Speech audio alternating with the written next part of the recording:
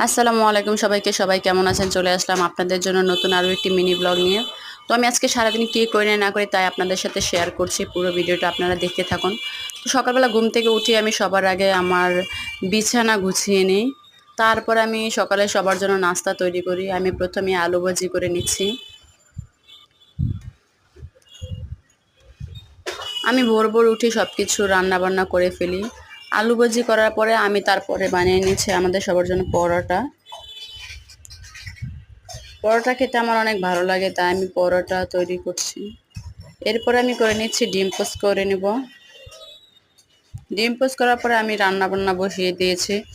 এক সাইডে আমি চিংড়ি মাছ দিয়ে শাপলার তরকারি রান্না করছি, অন্য সাইডে আমি ভাত বসিয়ে দিয়েছি।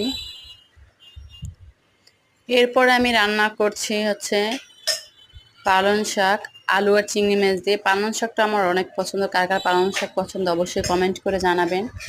আর এভাবে সবুজ সবুজ করে শাক সবজি কে কে রান্না করে খেতে পছন্দ করেন তাও জানাবেন। তো রান্নাবান্না শেষ করে আমি প্রতিদিনের মতনই আমি রান্নাঘর খুব ভালোভাবে মুছে পরিষ্কার করে নিই। রান্নাঘর পরিষ্কার করার পরে আমি আমার নিজের রুম পরিষ্কার করি। আমি হাত দিয়ে এভাবে ভালোভাবে মুছে নিই। তারপর আমার ছেলেকে গোসল করে খাওয়া দাওয়া করিয়ে এখন তাকে আমি ঘুম পাড়িয়ে দেব। তাই তো সে গোসল টোসল করে পুরো রেডি। এরপরে আমরা বিকেলের দিকে ঘুম থেকে উঠে বিকেলের জন্য নাস্তা তৈরি করি।